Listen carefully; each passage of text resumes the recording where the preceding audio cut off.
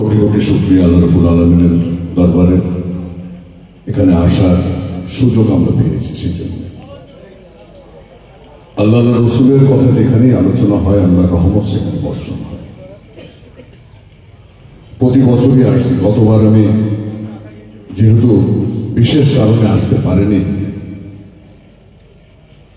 সেজন্য মনে একটু দুঃখ ছিল।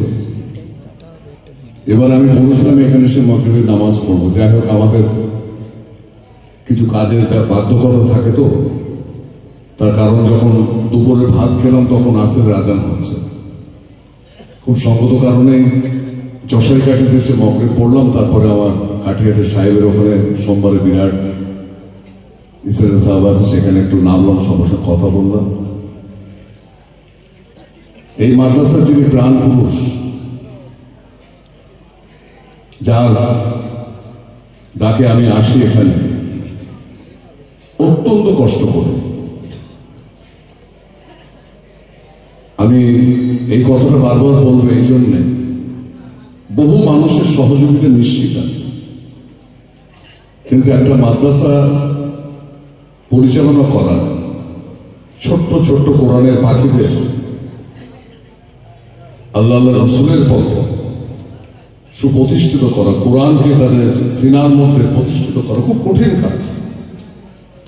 আমাদের মাওলানা সাহেব দীর্ঘদিন ধরে এই কাজ করে যাচ্ছে। আমি যার জন্য বলেছিলাম যে আমি বিধায়ক থাকি বা না থাকি এটা খুব বড় প্রশ্ন নয়, কিন্তু আমি প্রতি বছর আসবো। এরকম একটা প্রতিষ্ঠানের সঙ্গে যুক্ত থাকাটাও আমার মনে হয় সওয়াবের কাজ। এখানে মঞ্চে আমাদের অত্যন্ত আপনজন, উনি বম্বেতে থাকেন, আমাদের কৌসার সাহেব এখানে বসে আছেন, আমাদের খুব প্রাণের মানুষ। আমার খুব ভালো লাগলো ওনার সঙ্গে দেখা হলো।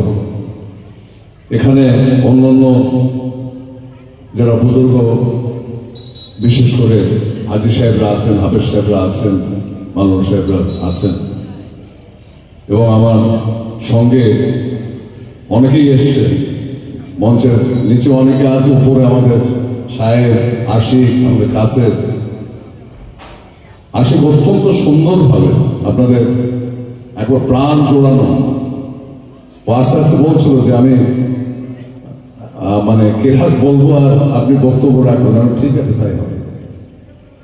ও পশ্চিমবঙ্গ মাদ্রাসা ইউনিয়নের অন্যতম একজন নেতা। কলকাতা শহরে আলিয়াতেও লেখাপড়া এবং বিশেষ করে মাইনরিটি, অর্থাৎ আমরা যারা সংখ্যালঘু সম্প্রদায়ের জন্য খুব কাজ করে থাকে, চেষ্টা করে। আজকে এখানে আমার সামনে অনেক বুজুর্গ মানুষ বসে আছেন যারা অত্যন্ত সম্মানীয়। এখানকার ছোট্ট ছোট্ট সেই কোরআনের পাখি যারা, এবং এই এলাকার বহু সম্পত্তি সম্পন্ন মানুষ, আমার কাসেম ভাই সহ আরো যারা বিশিষ্ট জনেরা আছেন, এই মাদ্রাসার সঙ্গে যুক্ত সংশ্লিষ্ট যারা দায়িত্বে আছেন, এবং এখানকার আমাদের সমস্ত শুভাকাঙ্ক্ষী মানুষ, আমাদের মায়েরা, বোনেরা, আমি সবাইকে আমার অন্তরস্থল থেকে আমি সালাম জানাই। আমি আল্লাহ রাব্বুল আলামিনের কাছে দোয়া চাই, আল্লাহ রাব্বুল আলামিন আপনাদের সকলকে সুস্থ রাখুন, ভালো রাখুন।